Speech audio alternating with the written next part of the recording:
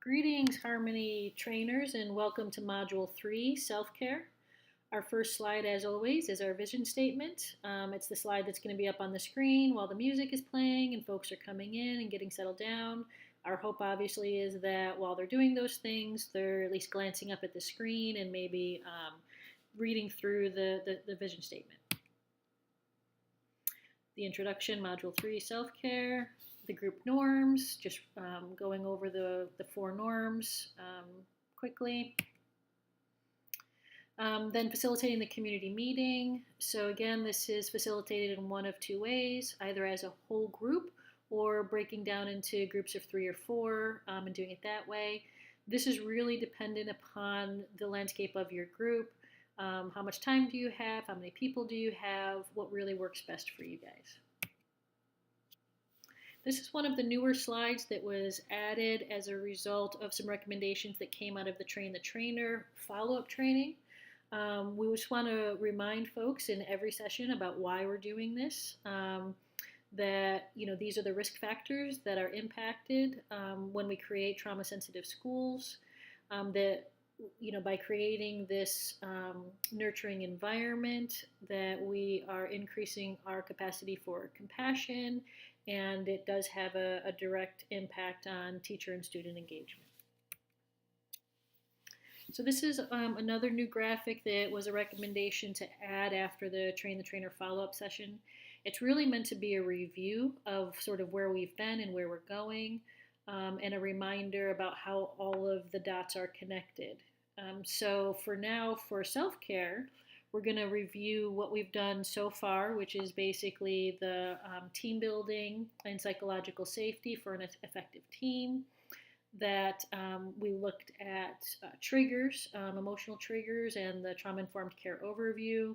All of this information is in the notes, so you'll have it more clearly actually than I just said it. But our goal really is to just continue to remind them in a deliberate way about how all of the things that we're discussing really connect together to create an overall environment, and they don't function separately or layer in separately, even though we're teaching them separately, that they're constantly existing and interacting together as we work towards creating this campus of well-being and using this trauma-informed lens. Oh, and there's the heartbeat. So this first thing we do is a free association activity. It's just an activating strategy. It's meant to go very quickly, even though there are a lot of slides associated with it. So the idea is that you show the group a slide. So for example, you start with a cow and you just ask them to kind of shout out some, the first thing that kind of pops into their head when they see a cow. And then you move on to the next slide, and you kind of say, okay, how many people thought of milk? How many people thought of a juicy cheeseburger? How many naughty people thought about cow tipping?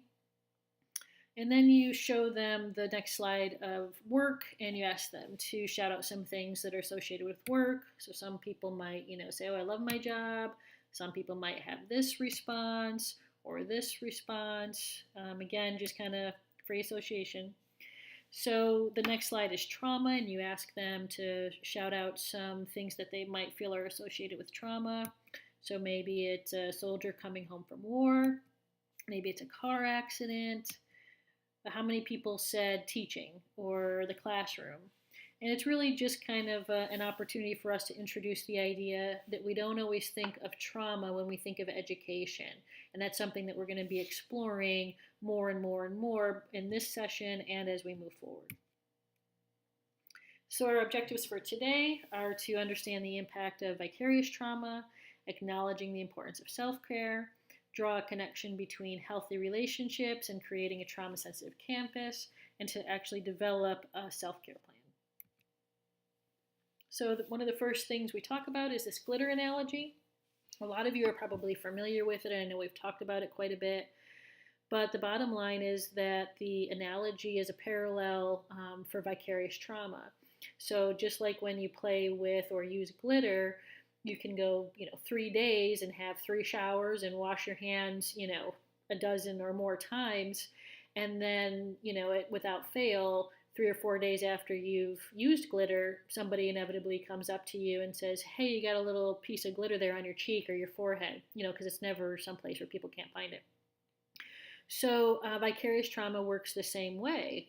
You're exposed to the trauma response of other people, whether it's the students in your class, children on the campus, families that come in, or even your colleagues. And you really don't think that it affects you, but little by little, it sneaks up on you, just like that glitter showing up on your face. So for this session, Scott Liu will be present for all of the self-care pilots. So at this point, we've given Scott some talking points, some bullet points that we kind of want him to cover, primarily around EAP and services, but also some tips around self-care. So Scott will pick it up at from here, and I think he might even have a slide that he may ask you to insert with just some information about how to access the EAP or get a hold of him. But if he does, he'll let you know that. So then we move on to, after Scott finishes his portion, then we move on to the professional impact of secondary trauma. I'm not going to read this slide to you guys, but basically, it just kind of speaks to the impact of secondary or vicarious trauma. We want to kind of make the point too during this slide that staff themselves who have a history of trauma or ACEs and are experiencing secondary trauma, they may experience and demonstrate emotions and behaviors and attitudes that are even more intense than the professionals who don't have a history of trauma or don't have, ACEs in their past and are experiencing secondary trauma in a completely different way. So it might be the same impetus of secondary trauma, but the results and the outcomes look completely different. The importance of self-care. A lot of times we either read this ourselves or ask somebody else to read this quote simply because it's a really good way to kind of look at it and drive the point home about why it's so important for educators in particular to use self-care in a meaningful way and make it a priority in their professional lives. All right, so this is the activity slide. This is where we're actually asking them to create their self-care plan. One of the things we want to make sure we cover as we go into this activity is to highlight the difference between a maintenance self-care plan and an emergency self-care plan. So one of the things that we think about right away when we're asked, what's your self-care plan or how do you take care of yourself? A lot of us will say stuff like, oh, I read books, I go to the movies, I exercise, I jog, I take walks. Which are all fantastic things. So that's great. Those are maintenance self-care plans. Those are things we do on a regular basis to maintain our personal self-care and to maintain our emotional hygiene. So that doesn't necessarily equate to or help us when we're in the moment and we get really stressed out or overwhelmed, or somebody pushes our buttons or triggers us and we're in that sort of hyper agitated state or hyper aroused state. So what do we do in that moment when I'm feeling hyper aroused, when I'm feeling agitated, something has just happened? Obviously I can't, go for a jog or go to the gym. So what do I do in that moment? That's really the emergency self-care plan, and that's the focus for today's activity, is to think of a few things that we can do in the moment that we are agitated to be able to kind of bring ourselves back down to a more stable emotional state. So we have a worksheet for the teams to complete. They can do this individually. They can pair up with somebody and kind of process through it. On the front of the worksheet are just sort of, questions to kind of answer to get them started. On the back are the reminders of the emotional triggers, if they want a little reminder about, okay, what does press my buttons, or how do I get triggered?